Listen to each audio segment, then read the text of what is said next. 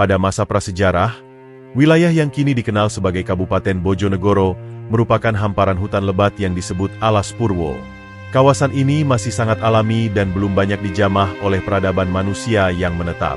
Masyarakat pada masa itu hidup secara nomaden, berpindah-pindah mengikuti musim dan sumber daya alam yang tersedia, terutama di sepanjang tepian Sungai Bengawan Solo.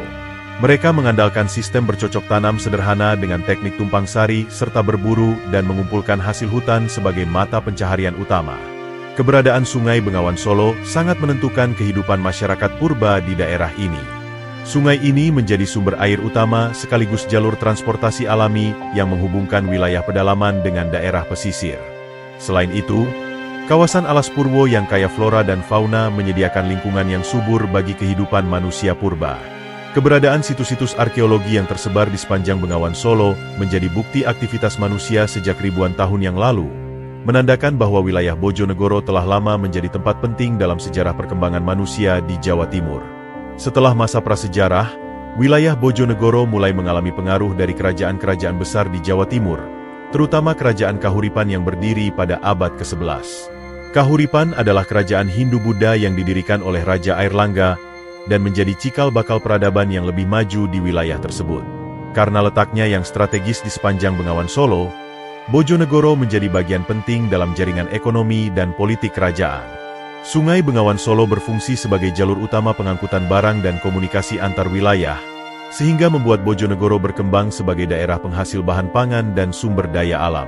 Setelah runtuhnya kerajaan Kahuripan, wilayah ini kemudian berada di bawah kekuasaan kerajaan Kediri yang menggantikan Kahuripan pada abad ke-12 hingga 13. Kerajaan Kediri membawa kemajuan budaya dan politik yang cukup signifikan, termasuk dalam bidang pertanian dan pengelolaan wilayah. Bojonegoro mendapatkan perhatian khusus karena suburnya tanah dan potensinya sebagai daerah produksi beras yang penting bagi kerajaan.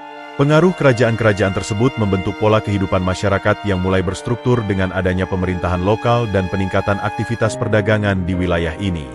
Pada masa perkembangan kerajaan Kahuripan dan Kediri, pengaruh agama Hindu-Buddha mulai kuat menjalar ke wilayah Bojonegoro.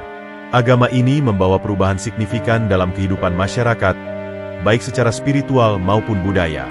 Bukti pengaruh tersebut dapat ditemukan melalui penemuan artefak berupa arca, candi kecil, dan prasasti yang tersebar di beberapa titik wilayah Bojonegoro. Kehadiran agama Hindu-Buddha tidak hanya membentuk sistem kepercayaan, tetapi juga mempengaruhi sistem sosial masyarakat dengan adanya struktur kasta yang mulai terbentuk meski belum seketat di pusat-pusat kerajaan. Selain aspek keagamaan, agama Hindu-Buddha juga membawa perkembangan dalam bidang seni dan kebudayaan. Seni ukir, sastra, dan tradisi ritual mulai berkembang, menjadi bagian dari identitas masyarakat Bojonegoro di masa itu. Selain itu, pengaruh pertanian yang dikembangkan di bawah bimbingan para pendeta dan bangsawan kerajaan juga semakin maju, dengan teknik irigasi sederhana yang mendukung peningkatan hasil pertanian. Ini menandai sebuah era transisi penting di mana Bojonegoro mulai keluar dari masa prasejarah menuju masa peradaban yang lebih terorganisasi dan kompleks. Pada puncak kejayaan kerajaan Majapahit pada abad ke-14 hingga awal abad ke-15, wilayah Bojonegoro menjadi bagian penting dalam struktur kerajaan yang luas ini. Bojonegoro berfungsi sebagai daerah penyangga strategis yang mendukung kebutuhan logistik kerajaan, khususnya dalam hal penyediaan pangan dan sumber daya alam. Suburnya dataran rendah di sepanjang aliran Bengawan Solo menjadikan Bojonegoro sebagai lumbung pangan yang menopang kebutuhan penduduk dan tentara Majapahit. Selain itu, wilayah ini juga menjadi jalur penghubung antara pusat-pusat kekuasaan dan pelabuhan-pelabuhan di pesisir utara Jawa. Pengaruh Majapahit di Bojonegoro tidak hanya terbatas pada aspek ekonomi dan politik, tetapi juga membawa pengaruh budaya yang kuat. Sistem pemerintahan dan administrasi daerah mulai tertata lebih rapi dengan penunjukan pejabat-pejabat lokal yang loyal kepada kerajaan. Masyarakat di Bojonegoro mulai mengadopsi adat dan tradisi yang berkaitan dengan kebudayaan Majapahit, termasuk seni, upacara keagamaan, dan sistem stratifikasi sosial. Keberadaan situs-situs peninggalan Majapahit di sekitar Bojonegoro menjadi saksi sejarah penting bahwa daerah ini merupakan bagian integral dari salah satu kerajaan terbesar di Nusantara. Nama Bojonegoro diyakini berasal dari perpaduan kata dalam bahasa Jawa, yaitu Bojono yang berarti pejuang atau orang utama, dan Negoro yang berarti negeri atau wilayah. Nama ini muncul sekitar masa transisi dari era Majapahit menuju Kesultanan Demak, saat wilayah-wilayah di Jawa mulai mengalami perubahan sosial dan politik yang signifikan. Pemberian nama ini menggambarkan cita-cita para pendiri wilayah tersebut untuk menjadikan daerah ini sebagai negeri yang kuat dan dihormati, penuh dengan semangat perjuangan dan keteguhan penduduknya dalam menjaga tanah air mereka. Pemberian nama Bojonegoro juga mencerminkan peran penting daerah ini dalam proses Islamisasi di Jawa Timur. Tokoh-tokoh lokal yang berperan sebagai penyebar agama Islam menggunakan nama tersebut sebagai simbol identitas dan kekuatan wilayah dalam menghadapi perubahan zaman. Nama ini kemudian semakin dikenal luas oleh masyarakat sekitar dan menjadi identitas resmi yang mengikat warga dalam sebuah kesatuan wilayah. Seiring waktu, Bojonegoro berkembang menjadi sebuah kabupaten yang memiliki peran sentral dalam sejarah dan kebudayaan Jawa Timur. Setelah runtuhnya Kerajaan Majapahit pada akhir abad ke-15, wilayah Bojonegoro mulai masuk dalam pengaruh Kesultanan Demak, kerajaan Islam pertama di Jawa yang menjadi pusat penyebaran agama Islam di wilayah tersebut. Masa peralihan ini ditandai dengan transformasi budaya dan sosial yang cukup signifikan, di mana para tokoh lokal mulai mengadopsi ajaran Islam dan menjadikannya bagian dari kehidupan sehari-hari masyarakat. Tokoh-tokoh seperti Ki Juru Martani dan para ulama lainnya berperan besar dalam menyebarkan Islam, serta membentuk struktur pemerintahan lokal yang berlandaskan nilai-nilai Islam. Di masa ini, Bojonegoro juga menjadi wilayah yang strategis secara politik dan militer bagi Kesultanan Demak. Lokasinya yang berada di jalur perdagangan utama sepanjang Bengawan Solo, membuatnya penting dalam menjaga stabilitas dan kekuasaan Demak di Jawa Timur. Selain itu, perubahan sistem kepemimpinan mulai diterapkan, menggantikan pejabat lama dengan tokoh yang loyal kepada Demak. Proses Islamisasi yang berlangsung intens ini tidak hanya mengubah aspek keagamaan, tetapi juga membawa perubahan dalam adat istiadat, hukum, serta tradisi budaya masyarakat Bojonegoro yang sampai kini masih kental terasa. Ketika Kesultanan Mataram mulai memperluas pengaruhnya pada abad ke-17, wilayah Bojonegoro menghadapi masa penuh tantangan dan konflik. Mataram berupaya mengonsolidasikan kekuasaan dengan mengontrol wilayah-wilayah di Jawa Timur, termasuk Bojonegoro yang dikenal memiliki masyarakat desa yang kuat dan mandiri. Banyak tokoh lokal menolak tunduk sepenuhnya kepada kekuasaan pusat Mataram, karena mereka memiliki ikatan kultural dan sosial yang erat serta rasa kedaerahan yang tinggi. Perlawanan ini kerap berbentuk gerakan-gerakan rakyat dan pemberontakan kecil yang menunjukkan semangat mempertahankan kedaulatan lokal. Perlawanan ini juga dipicu oleh kebijakan-kebijakan Mataram yang dianggap memberatkan, seperti pengenaan pajak tinggi dan pemaksaan wajib militer yang merugikan penduduk desa. Selain itu, perbedaan agama dan budaya memperkuat resistensi masyarakat Bojonegoro, yang mulai mempertahankan tradisi dan praktik Islam yang berbeda dari kebijakan kerajaan Mataram yang cenderung sentralistik. Konflik-konflik ini berlangsung dalam waktu lama, menandai periode ketegangan antara kekuasaan pusat dan aspirasi lokal yang akhirnya mempengaruhi struktur politik dan sosial Bojonegoro di masa-masa berikutnya. Seiring berjalannya waktu, Bojonegoro mengalami gelombang migrasi dari berbagai daerah di Jawa Tengah dan Jawa Timur. Penduduk dari wilayah yang lebih padat mulai berdatangan ke Bojonegoro untuk membuka lahan baru di hutan dan rawa yang masih luas. Proses pembukaan lahan ini menandai perubahan besar dalam perekonomian dan demografi daerah, dari hutan belantara menjadi wilayah pertanian yang produktif. Masyarakat yang datang membawa berbagai teknik bercocok tanam dan budaya yang beragam, sehingga membentuk mosaik sosial yang kaya di Bojonegoro. Pembukaan lahan juga didukung oleh perkembangan teknologi pertanian sederhana yang mulai diterapkan oleh para petani baru ini. Mereka membuka sawah irigasi di tepian Sungai Bengawan Solo dan anak-anak sungainya, memanfaatkan tanah yang subur untuk menanam padi dan tanaman pangan lain. Perubahan ini tidak hanya meningkatkan produksi pangan, tetapi juga menciptakan jaringan perdagangan lokal yang menghubungkan desa-desa di Bojonegoro dengan pasar-pasar regional. Migrasi dan pembukaan lahan ini menjadi fondasi bagi pertumbuhan pesat Bojonegoro sebagai daerah agraris yang penting di Jawa Timur. Sungai Bengawan Solo menjadi nadi utama dalam kehidupan ekonomi Bojonegoro sejak zaman kuno. Aliran sungai ini tidak hanya berfungsi sebagai sumber air dan irigasi, tetapi juga sebagai jalur perdagangan penting yang menghubungkan wilayah Bojonegoro dengan pusat-pusat perdagangan di pesisir utara Jawa dan daerah lain di Nusantara.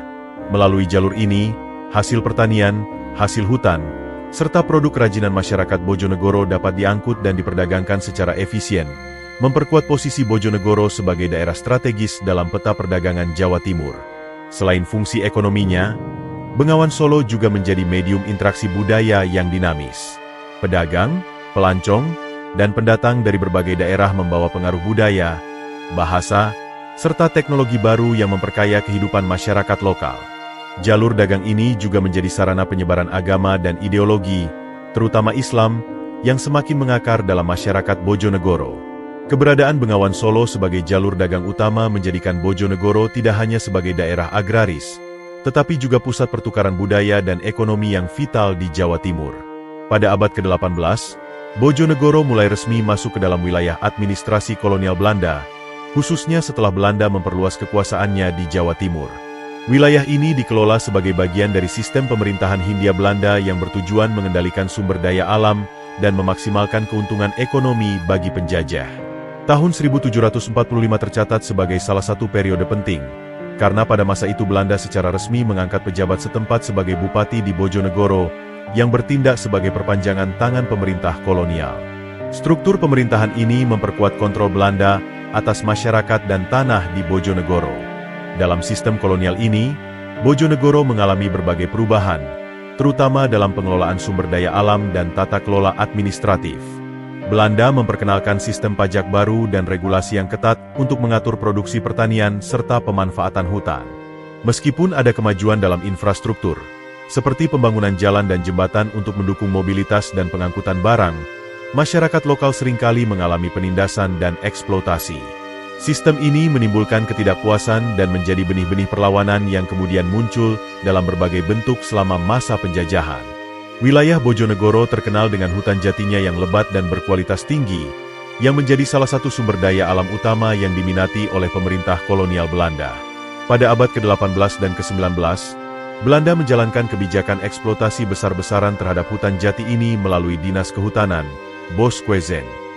Kayu jati dari Bojonegoro diekspor dalam jumlah besar ke berbagai penjuru dunia, terutama Eropa, sebagai bahan baku mebel dan konstruksi yang bernilai tinggi.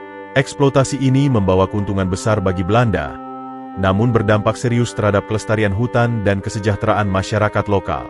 Pengelolaan hutan oleh Belanda dilakukan dengan sistem monopoli yang ketat, di mana masyarakat pribumi dibatasi dalam memanfaatkan sumber daya hutan untuk kebutuhan mereka sendiri.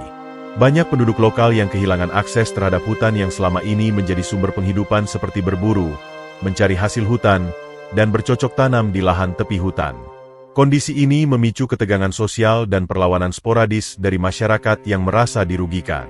Meskipun ada dampak negatif, kebijakan pengelolaan hutan ini juga meninggalkan warisan berupa pemetaan wilayah hutan dan pembentukan kebun-kebun jati yang masih ada sampai sekarang. Selama masa penjajahan Belanda, masyarakat Bojonegoro mengalami tekanan berat akibat kebijakan-kebijakan kolonial yang memberatkan, seperti pajak yang tinggi dan eksploitasi sumber daya alam. Hal ini memicu munculnya berbagai bentuk perlawanan dari rakyat lokal, terutama para petani yang merasa dirugikan.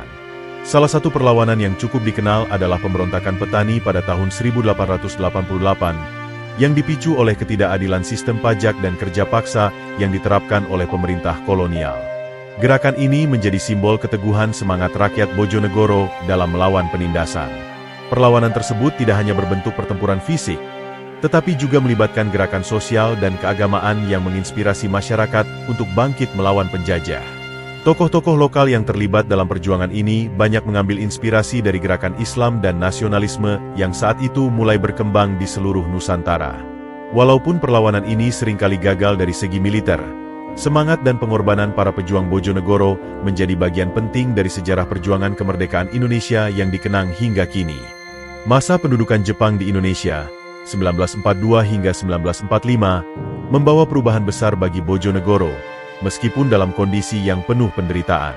Pemerintah militer Jepang memaksakan kebijakan kerja paksa, Romusha, yang mengharuskan banyak warga Bojonegoro untuk bekerja di proyek-proyek pembangunan infrastruktur militer dan pertanian yang sangat berat.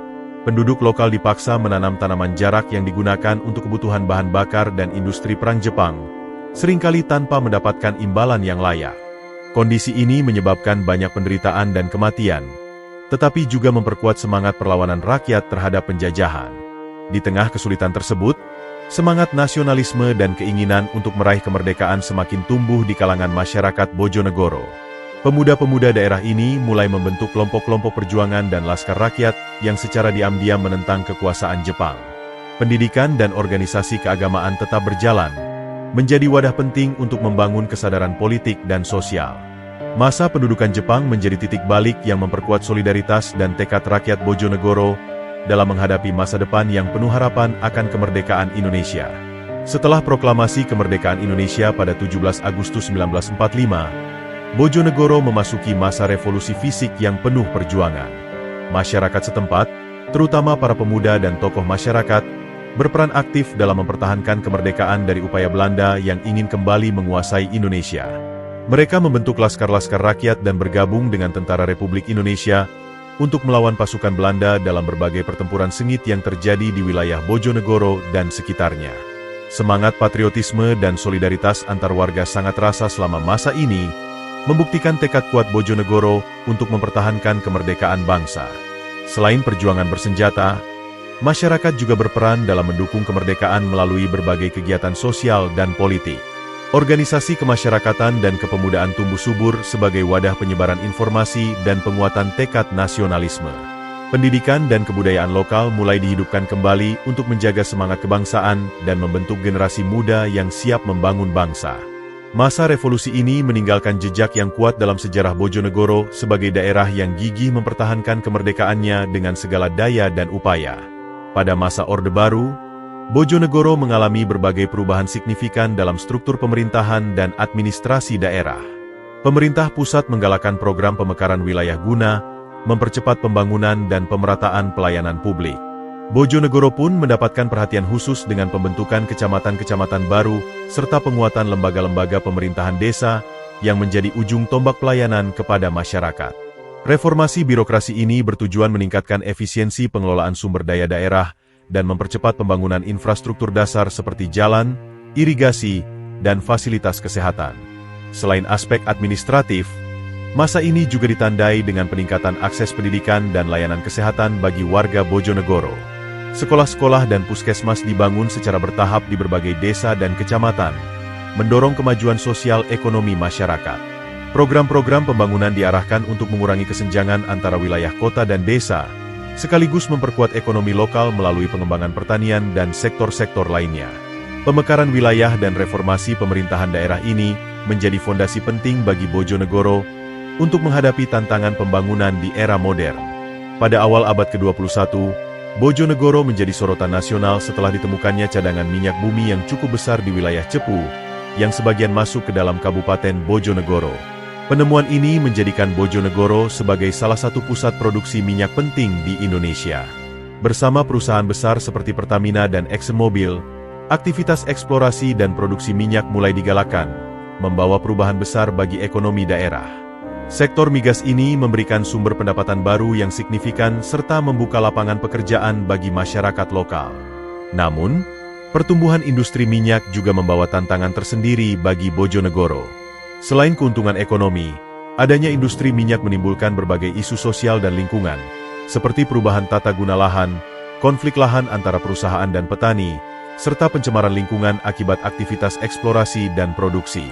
Pemerintah daerah dan perusahaan minyak pun mulai berupaya mencari solusi agar pembangunan industri migas dapat berjalan seimbang dengan pelestarian lingkungan dan kesejahteraan masyarakat sekitar. Penemuan cadangan minyak ini menjadi babak baru dalam sejarah perkembangan Bojonegoro sebagai daerah yang strategis di bidang energi nasional. Masuknya industri minyak ke Bojonegoro membawa perubahan signifikan dalam perekonomian daerah. Sektor migas memberikan kontribusi besar terhadap pendapatan asli daerah, mempercepat pembangunan infrastruktur seperti jalan, fasilitas kesehatan, dan pendidikan. Banyak warga lokal yang mendapatkan kesempatan kerja di sektor ini, sehingga membuka peluang ekonomi yang sebelumnya terbatas pada pertanian dan perdagangan tradisional. Investasi besar dari perusahaan minyak juga mendorong pertumbuhan bisnis pendukung dan jasa di wilayah Bojonegoro, memperkuat posisi kabupaten ini dalam peta ekonomi nasional. Namun, di balik manfaat ekonomi tersebut, muncul juga berbagai tantangan sosial yang kompleks. Konflik lahan antara perusahaan minyak dan masyarakat petani sering terjadi, menimbulkan ketegangan yang memerlukan penanganan hati-hati dari pemerintah daerah. Selain itu, aktivitas eksplorasi dan produksi minyak membawa risiko pencemaran lingkungan, seperti tumpahan minyak dan degradasi tanah, yang mengancam kelestarian sumber daya alam dan mata pencaharian masyarakat. Kesenjangan ekonomi pun menjadi isu yang perlu diperhatikan, karena tidak semua warga merasakan dampak positif dari industri ini secara merata.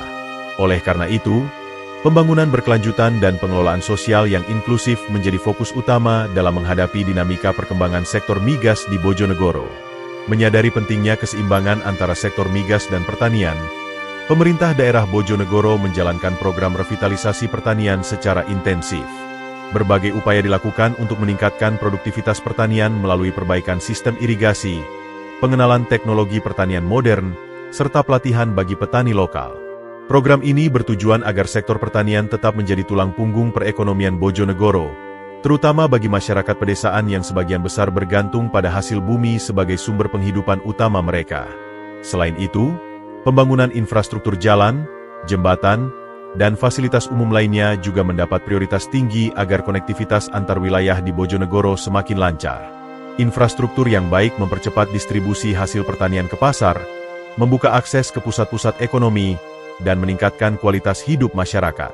Pemerintah berupaya memadukan kemajuan industri migas dengan pembangunan berkelanjutan di sektor agraris dan infrastruktur, agar pertumbuhan ekonomi daerah dapat dinikmati secara merata dan berkesinambungan.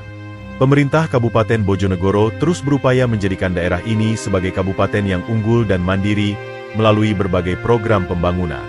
Salah satu fokus utama adalah pengembangan sektor industri kecil dan menengah, IKM, serta usaha mikro, kecil, dan menengah, UMKM, yang mampu memberdayakan masyarakat lokal secara ekonomi.